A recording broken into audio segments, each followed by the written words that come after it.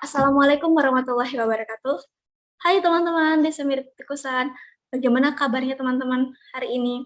Saya harap teman-teman tetap sehat dan selalu pastinya menjaga kesehatan ya sampai detik ini. Nah, teman-teman kembali lagi dengan saya, Rina Suci Kurniawati, salah satu mahasiswa KKN UGM periode 2 di Kebumen, Jawa Tengah. Teman-teman, pada webinar kali ini, saya ingin mengajak teman-teman untuk belajar bersama mengenai edukasi penerapan standar ketiga penyelamatan wisatawan di Desa Mirip Tikusan.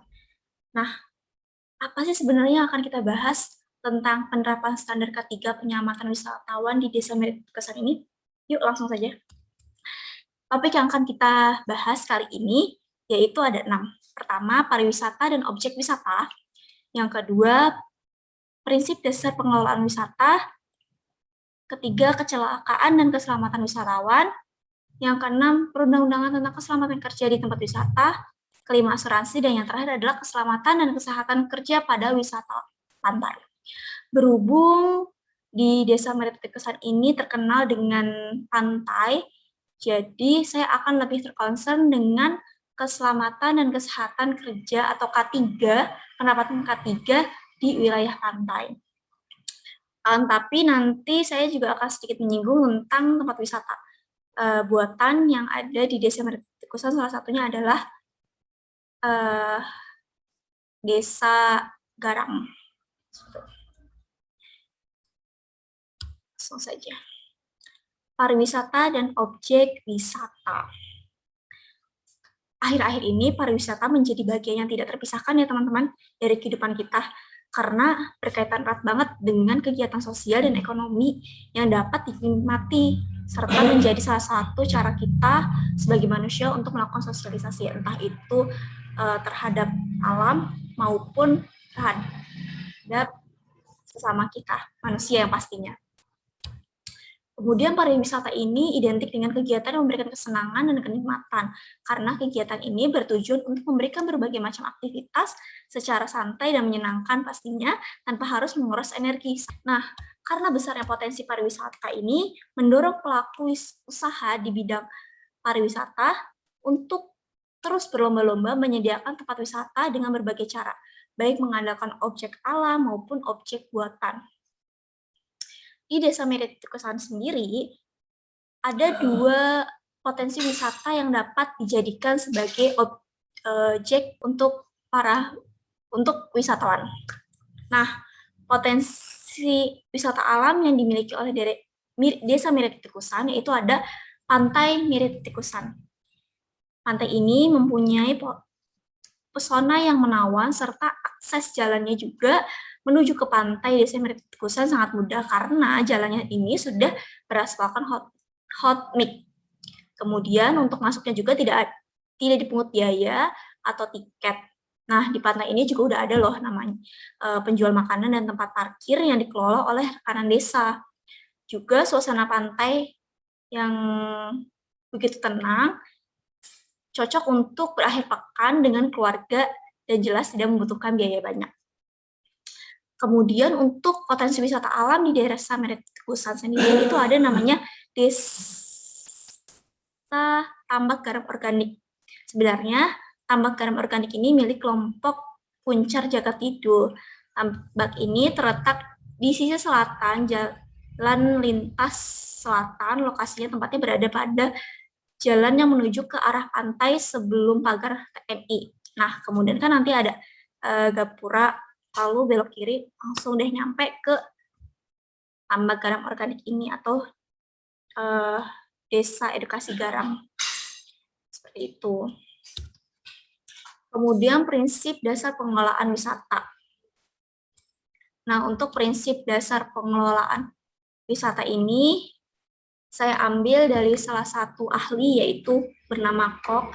Menurut Kok, pengelolaan pariwisata hendaknya memperhatikan berbagai prinsip sebagai berikut, yaitu pembangunan dan pengembangan pariwisata didasarkan pada kearifan lokal dan special local sense, yang artinya merefleksikan keunikan peninggalan budaya dan keunikan lingkungan. Yang kedua, preservasi, proteksi, dan peningkatan kualitas sumber daya yang menjadi basis pengembangan kawasan pariwisata. Ketiga, pengembangan atraksi wisata tambahan yang mengakar pada khasanah budaya lokal. Keempat, pelayanan kepada wisatawan yang berbasis keunikan budaya dan lingkungan lokal.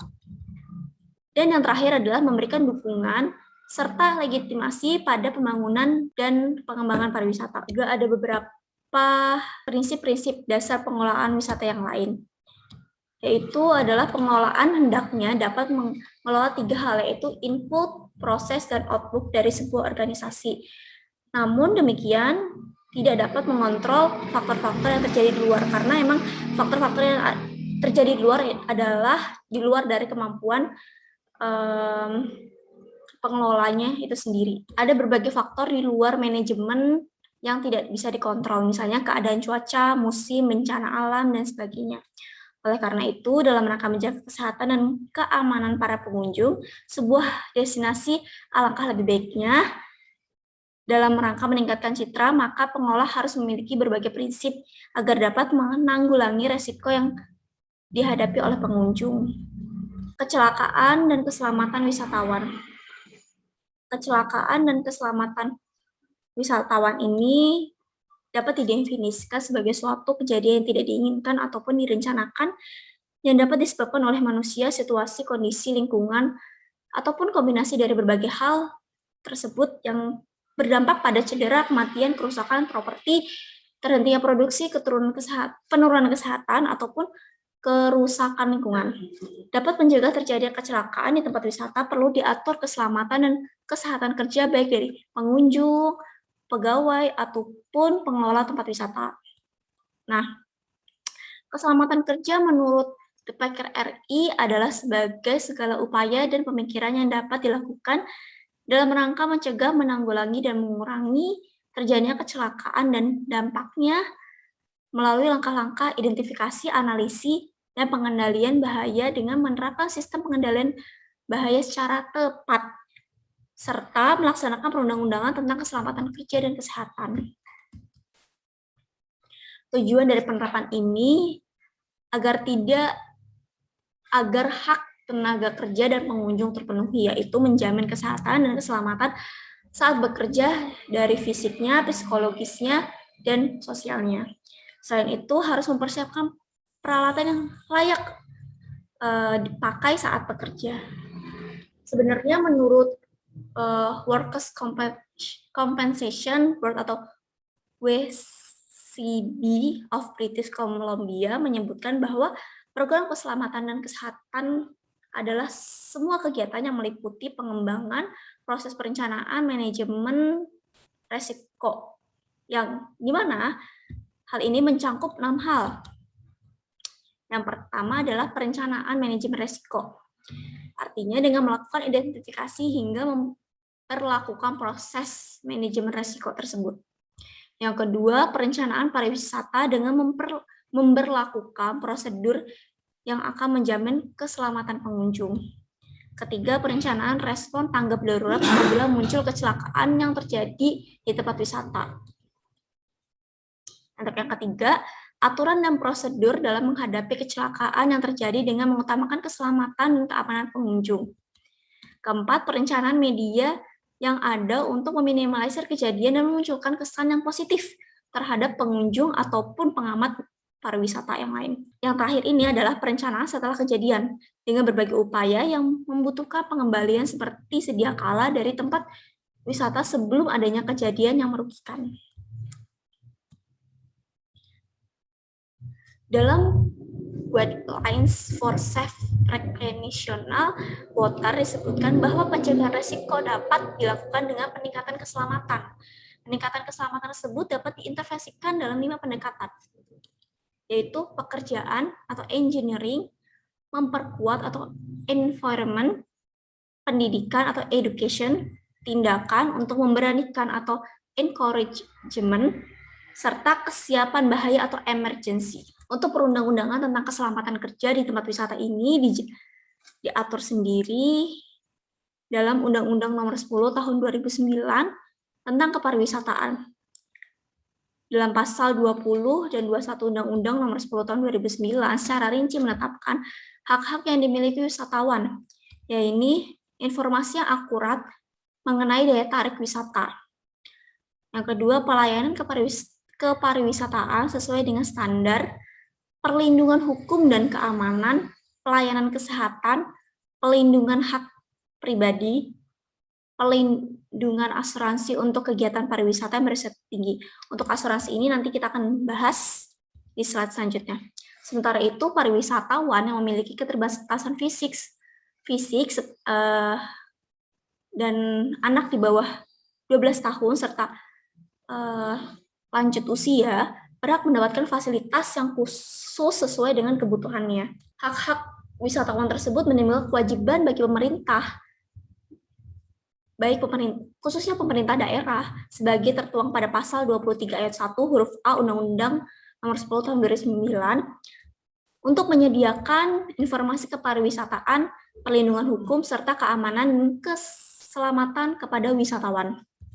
Selain itu, kewajiban untuk melekat bagi pengusaha pariwisata sendiri, sebagaimana juga ditentukan pada pasal 26 huruf D dan E Undang-Undang Nomor 10 Tahun 2009 juga, yakni untuk memberikan keamanan, keramahan, perlindungan keamanan, dan keselamatan wisatawan, seperti memberikan perlindungan asuransi pada usaha pariwisata dengan kegiatan yang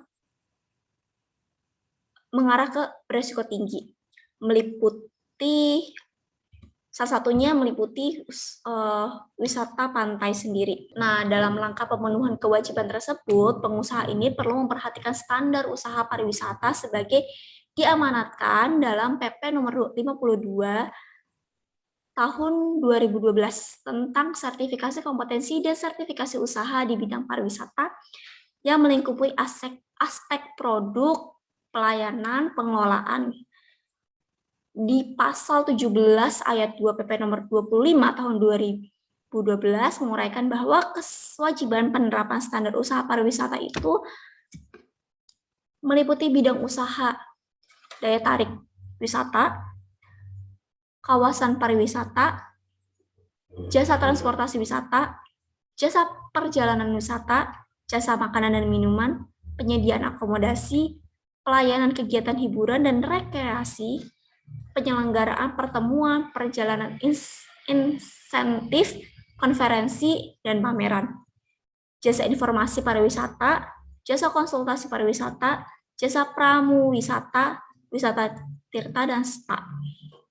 Nah, beberapa bidang usaha tersebut tidak menutup kemungkinan bagi Menteri untuk menetapkan bidang usaha pariwisata yang lain yang harus memiliki standar usaha pariwisata. Kemudian kita beranjak ke asuransi. Asuransi ini menurut Undang-Undang Republik Indonesia Nomor 2 tahun 1992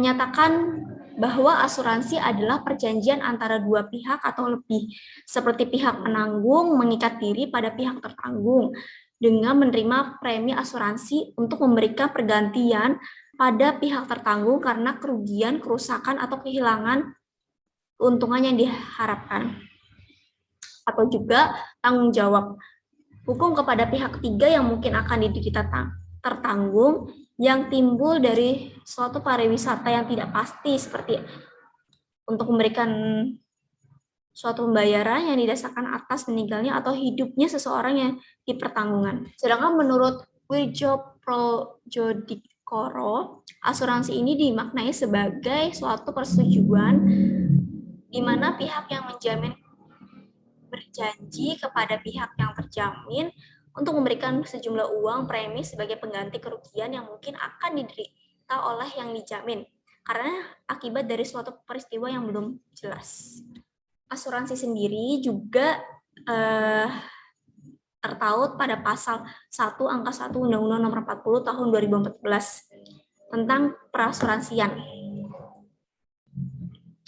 Dalam pasal tersebut disebutkan bahwa perusahaan asuransi sebagai imbalan untuk memberikan pergantian kepada tertanggung atau pemegang polis karena kerugian, kerusakan, biaya yang timbul, kehilangan keuntungan, atau tanggung jawab hukum kepada pihak ketiga yang mungkin diderita, tertanggung, atau pemegang polis karena terjadinya suatu peristiwa yang tidak pasti atau tidak diinginkan. Berikutnya, memberikan pembayaran yang didasarkan pada meninggalnya tertanggung atau pembayaran yang didasarkan pada hidup tertanggung dengan manfaat yang besar yang telah ditetapkan atau didasarkan pada hasil pengelolaan dana.